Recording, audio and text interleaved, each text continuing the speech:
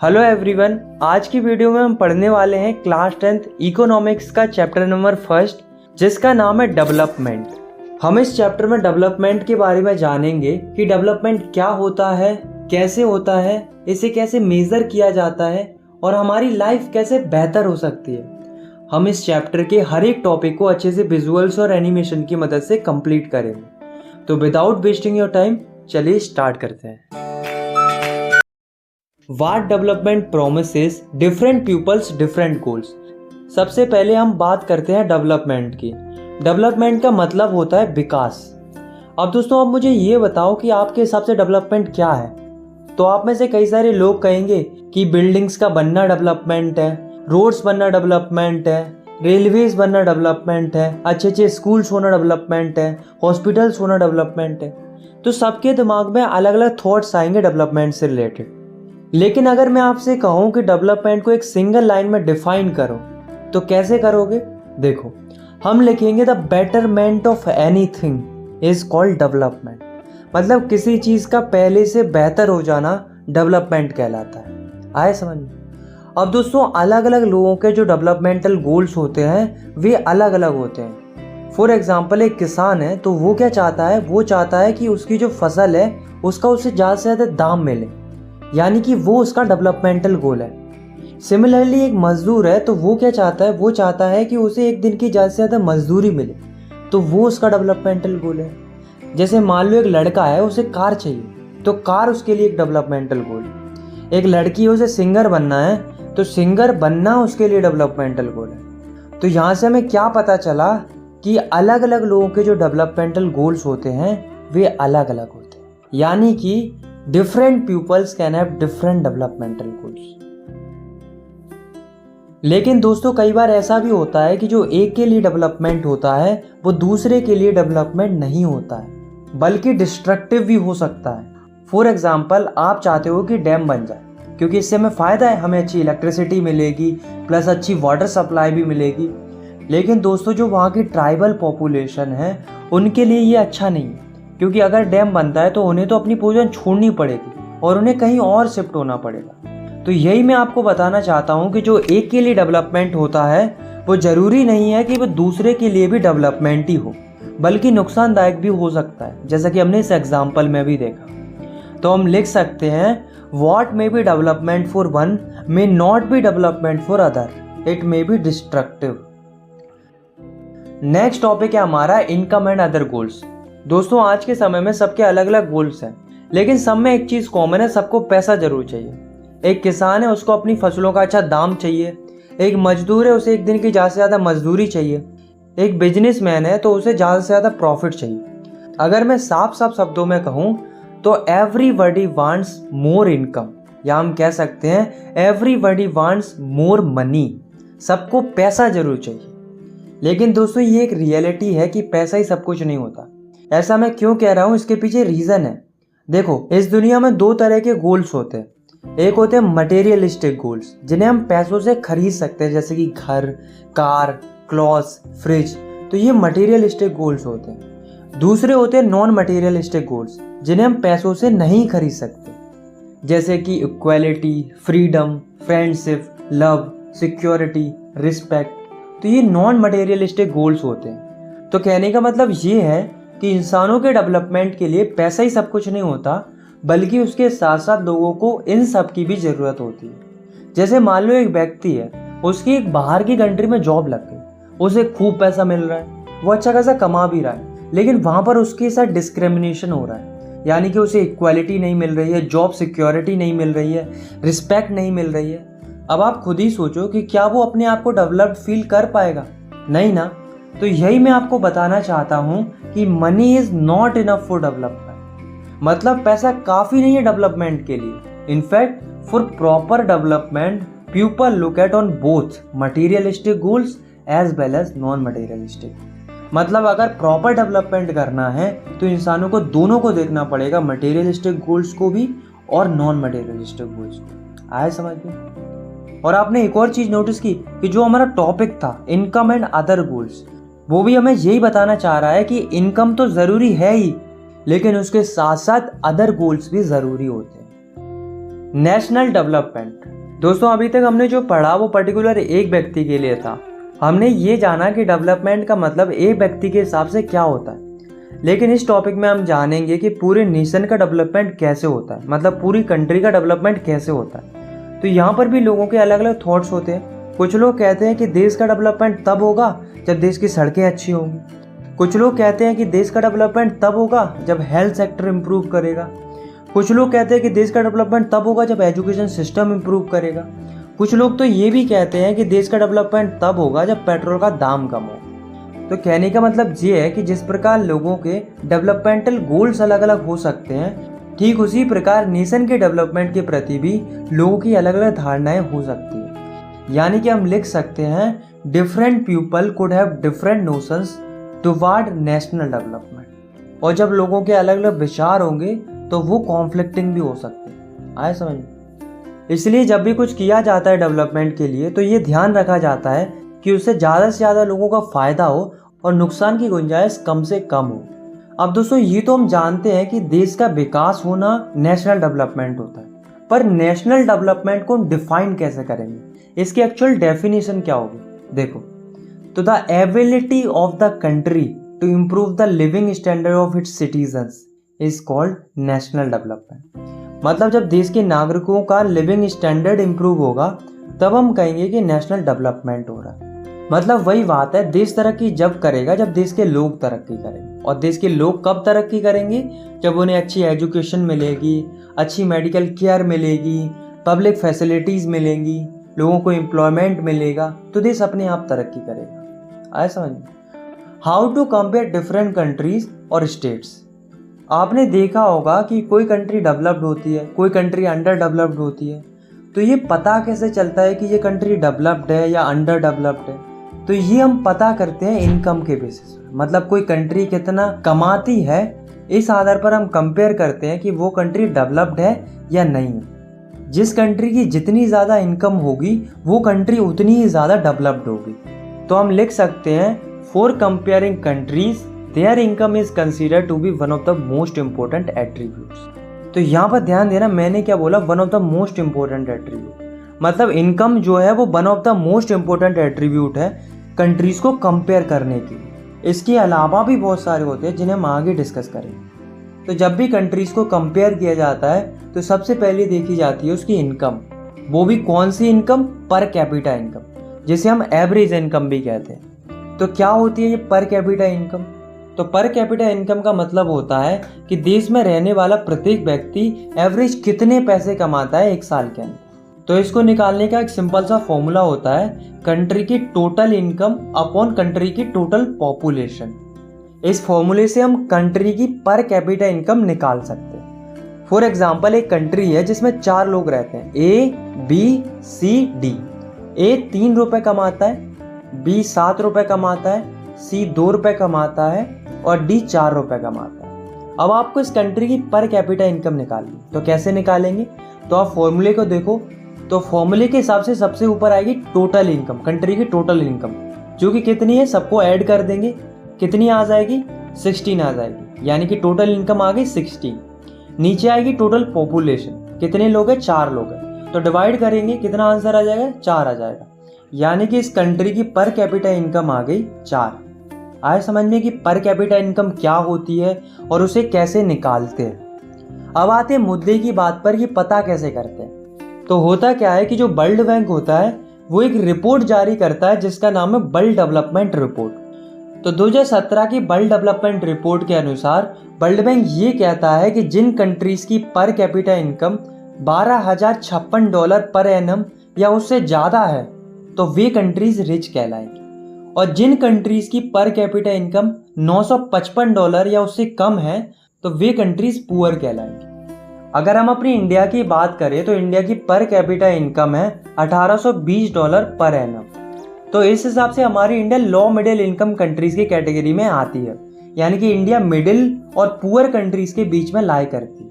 आए समझ में? तो वर्ल्ड बैंक के हिसाब से जितनी भी रिच कंट्रीज होती हैं वे जनरली डेवलप्ड कंट्रीज कहलाती हैं, middle east and certain other small countries को छोड़कर। ऐसा क्यों?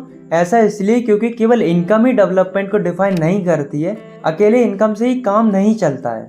बल्कि इनकम के अलावा भी बहुत सारे क्राइटेरिया होते हैं, जैसे कि freedom, security, health, education, equality. इन सब पर भी नेशनल डेवलपमेंट डिपेंड करता है। आए समझ में? इसी कंसेप्ट को और अच्छे से समझने के लिए हम पढ़ते हैं इस टॉपिक को, जिसका नाम है इनकम एंड अदर क्राइटेरिया। मतलब इनकम के अलावा और कौन कौन से क्राइटेरिया होते हैं। तो इसे हम समझते हैं कुछ स्टेट्स के एग्जाम्पल से, जो कि हैं हरियाणा, केरला एंड बिहार। तो सबसे पहले हम देखते हैं इनकी पर कैपिटा इनकम। तो हरियाणा की जो पर कैपिटा इनकम है वो है 1,80,174 रुपीज। सिमिलरली केरला की पर कैपिटा इनकम है 1,63,475 रुपीज एंड बिहार की पर कैपिटा इनकम है 34,409 रुपीज।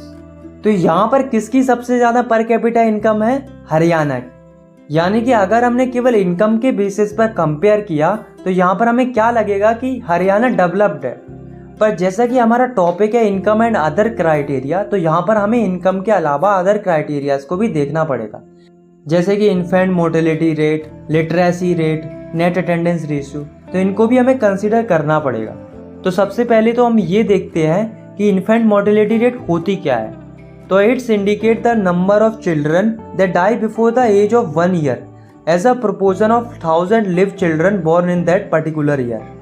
मतलब इन्फेंट मोर्टेलिटी रेट ये बताती है कि एक पर्टिकुलर ईयर में 1000 बच्चों में से कितने बच्चे मर जाते हैं अपनी 1 साल कंप्लीट करने से पहले। तो ये होती है इन्फेंट मोर्टेलिटी रेट। तो इन्फेंट मोर्टेलिटी रेट जितनी ज़्यादा कम होगी उतना ही अच्छा होगा। तो हरियाणा की इन्फेंट मोर्टेलिटी रेट है 30, केरला की है 10 और बिहार की है 35। तो यहाँ पर इन्फेंट मोर्टेलिटी रेट किसकी कम है? केरला की। तो इसका मतलब क्या है कि केरला इस फील्ड में इन दोनों से आगे है। अब देखते हैं लिटरेसी रेट को। तो लिटरेसी रेट का मतलब होता है the proportion of literate people in 7 and above as group. मतलब 7 या उससे ज़्यादा एज ग्रुप के कितने लोग पढ़े लिखे हैं। तो हरियाणा में लिटरेसी रेट है 82, मतलब 82% लोग पढ़े लिखे हैं। केरला की लिटरेसी रेट है 94, यानी कि 94% लोग पढ़े लिखे हैं केरला के। और बिहार की लिटरेसी रेट है 62, यानी कि बिहार में 62% ही लोग पढ़े लिखे हैं। तो यहाँ पे हमें क्या पता चला कि जितनी ज़्यादा लिटरेसी रेट उतनी ही ज़्यादा पढ़े लिखे लोग। तो यहाँ पर सबसे अच्छी लिटरेसी रेट किसकी है? केरला की। अब देखते हैं नेट अटेंडेंस रेशियो को। तो ये क्या होता है देखो। तो the total number of children of age group 14 and 15 years attending school as percentage of total number of children in the same age group. मतलब 14 से 15 साल के जो बच्चे हैं उनमें से कितने बच्चे स्कूल अटेंड करते हैं। तो अगर हम देखें हरियाणा को, तो हरियाणा का नेट अटेंडेंस रेशियो है 61। मतलब हरियाणा में इस एज ग्रुप के हर एक 100 बच्चों में से केवल 61 बच्चे स्कूल अटेंड करते हैं। वहीं अगर हम देखें केरला को, तो केरला का नेट अटेंडेंस रेशियो है 83। मतलब इस एज ग्रुप में हर 100 बच्चों में से 83 बच्चे स्कूल अटेंड करते हैं। अगर हम देखें बिहार का, तो बिहार का नेट अटेंडेंस रेशियो है 43। मतलब 100 बच्चों में से केवल 43 बच्चे ही स्कूल अटेंड करते हैं। तो यहाँ पर भी बेस्ट कौन है? केरला, क्योंकि केरला का सबसे ज़्यादा नेट अटेंडेंस रेशियो है। आया समझ में? अब आप इस पूरे डाटा को ज़रा ध्यान से देखो। तो यहाँ से हमें क्या पता चला कि भले ही हरियाणा की पर कैपिटा इनकम ज़्यादा थी, लेकिन बाकी फैक्टर्स में हरियाणा पीछे था। तो कहने का मतलब ये है कि इनकम ही इकलौता क्राइटेरिया नहीं होना चाहिए कंट्रीज़ या स्टेट्स को कंपेयर करने का, बल्कि इनकम के साथ साथ हेल्थ और एजुकेशन का भी बहुत इंपॉर्टेंट रोल होता है डेवलपमेंट में। अब देखो ना कि केरला इन सब फील्ड में आगे क्यों था, क्योंकि केरला में एजुकेशन और हेल्थ फैसिलिटीज़ अच्छी थी। आया समझ में? इसी से रिलेटेड एक बहुत ही अच्छी लाइन है जो कि है, money in your pocket can not buy all the goods and services that you may need to live well. इसका मतलब ये है कि जो आपके पास पैसा है वो सारी चीज़ें नहीं खरीद सकता जो जीने के लिए ज़रूरी होती है। फॉर एग्जाम्पल आप खुद ही सोचो, क्या हम पैसे की मदद से एक पॉल्यूशन फ्री इन्वायरमेंट खरीद सकते हैं? नहीं ना। सिमिलरली क्या हम पैसे की मदद से इन्फेक्शन होने से रोक सकते हैं? ऐसा तो नहीं होगा ना कि इन्फेक्शन आपसे पूछेगा कि आप पैसे वाले हो या गरीब हो। इन्फेक्शन तो कभी भी किसी को भी हो सकता है। इसीलिए इनकम के साथ साथ अदर फैक्टर्स को भी कंसिडर करना चाहिए। पब्लिक फैसिलिटीज़, तो जैसा कि नाम से ही पता चल रहा है कि ऐसी फैसिलिटीज जो पब्लिक को दी जाती हैं गवर्नमेंट के द्वारा, ताकि लोग अच्छे से अपना जीवन जी सके और उनका ओवरऑल डेवलपमेंट हो सके। उन्हें पब्लिक फैसिलिटीज कहते हैं। तो हम लिख सकते हैं public facilities are the those basic facilities which are provided to all citizens by the government for their wellbeing and overall development. For example जैसे कि एजुकेशन हो गया, हेल्थ हो गई, सिक्योरिटी हो गई, फूड हो गया, तो ये पब्लिक फैसिलिटीज़ होती हैं जो गवर्नमेंट प्रोवाइड कराती हैं लोगों के लिए। तो जितनी ज़्यादा अच्छी पब्लिक फैसिलिटीज़ लोगों को मिलेगी, लोगों की लाइफ भी उतनी ही ज़्यादा बेहतर होती जाएगी। इसलिए कुछ स्टेट्स में जो पब्लिक डिस्ट्रीब्यूशन सिस्टम है वो भी बहुत अच्छे से काम कर रहा है ताकि लोगों को अच्छी हेल्थ और न्यूट्रिशन मिलता रहे। बॉडी मास इंडेक्स यानी कि BMI। तो बॉडी मास इंडेक्स होता क्या है? तो ये क्राइटेरिया होता है जिसकी मदद से हम किसी भी पर्सन के हेल्थ स्टेटस को बता सकते हैं कि वो नरिश्ड है या अंडर नरिश्ड है या ओवर वेटेड है। यानी कि हम लिख सकते हैं body mass index is the criteria which is used to find out whether a person is nourished, under nourished और ओवर वेटेड। अब बॉडी मास इंडेक्स निकालते कैसे हैं? How to find body mass index? देखो, इसका एक फॉर्मूला होता है जो कि है वेट अपॉन हाइट का स्क्वायर। वेट आपको केजी में लेना है और हाइट आपको मीटर में लेनी। तो मान लो कोई व्यक्ति है, उसका वेट है 120 केजी और उसकी हाइट है 2 मीटर्स। अब हमें इसका बॉडी मास इंडेक्स निकालना है। तो ऊपर रखेंगे वेट जो कि है 120 केजी, नीचे रखेंगे हाइट और उसका करेंगे स्क्वायर। कितना आ जाएगा? 4। तो ये कट जाएगा, कितना आ जाएगा? 30। यानी कि जो बॉडी मास इंडेक्स है इस व्यक्ति का वो आ गया 30। तो इस तरीके से आप किसी भी व्यक्ति का बॉडी मास इंडेक्स निकाल सकते हो। आया समझ में? तो जिस किसी भी व्यक्ति का बॉडी मास इंडेक्स 18 से कम होता है तो वो कुपोषित होता है, यानी कि अंडर नरिश्ड रहता है। और जिसका बॉडी मास इंडेक्स 25 से ज़्यादा होता है वो ओवरवेटेड रहता है। और जिसका बॉडी मास इंडेक्स 18 से 25 के बीच में रहता है वो होता है फिट, यानी कि नरिश्ड। तो इस हिसाब से ये जो व्यक्ति है वो ओवरवेटेड है क्योंकि इसका बॉडी मास इंडेक्स 25 से ज़्यादा है। आया समझ में कि बॉडी मास इंडेक्स क्या होता है और इसे कैसे निकालते हैं। अब दोस्तों एक ऑर्गेनाइजेशन है जिसका नाम है UNDP, यानी कि यूनाइटेड नेशन डेवलपमेंट प्रोग्राम। तो ये क्या करता है? ये एक रिपोर्ट जारी करता है जिसका नाम है ह्यूमन डेवलपमेंट रिपोर्ट। तो ये ह्यूमन डेवलपमेंट रिपोर्ट है क्या? चलिए जानते हैं। तो जैसा कि हमने देखा था कि जो वर्ल्ड बैंक था वो कंट्रीज को कंपेयर करता था इनकम के बेसिस पर और फिर इनकम के बेसिस पर ही कंक्लूड करता था कि कौन सी कंट्री डेवलप्ड है और कौन सी कंट्री डेवलप्ड नहीं है। ठीक उसी तरह से जो ह्यूमन डेवलपमेंट रिपोर्ट है वो भी कंट्रीज को कंपेयर करती है, पर ये इनकम के साथ साथ एजुकेशन और हेल्थ को भी कंसीडर करती है और एक ह्यूमन डेवलपमेंट इंडेक्स तैयार करती है जिससे कंट्रीज को रैंक किया जाता है on the basis of their development. तो इसी से रिलेटेड आप इस डाटा को देख सकते हो जिसमें अलग अलग कंट्रीज को कंपेयर किया गया है on the basis of income, life expectancy and schooling. और इसमें ये लास्ट में दी गई है ह्यूमन डेवलपमेंट इंडेक्स की रैंकिंग, मतलब डेवलपमेंट के आधार पर कौन सी कंट्री किस रैंक पर आती है ये यहाँ पर दिया हुआ है। तो अगर हम इंडिया को देखें तो according to human development report of 2019 India पूरे वर्ल्ड में 131th रैंक पर आती है डेवलपमेंट के बेसिस पर। India occupies 131st rank in world on the basis of development. आया समझ में? Sustainability of development. दोस्तों आज के समय में क्या हो रहा है कि जो लोग हैं वे डेवलपमेंट के पीछे इस कदर भाग रहे हैं कि वे ये नहीं सोच रहे हैं कि इससे हमें फ्यूचर में नुकसान भी भुगतने पड़ सकते हैं। लोग डेवलपमेंट के लिए वाटर का ओवर यूज़ कर रहे हैं जिस वजह से वाटर लेवल डिक्रीज हो रहा है, पॉल्यूशन क्रिएट कर रहे हैं, पेड़ काट रहे हैं, क्रूड ऑयल का ओवर यूज़ कर रहे हैं। अब आप खुद ही सोचो कि ऐसा डेवलपमेंट क्या मतलब का जिससे हमारा इन्वायरमेंट डैमेज हो रहा हो।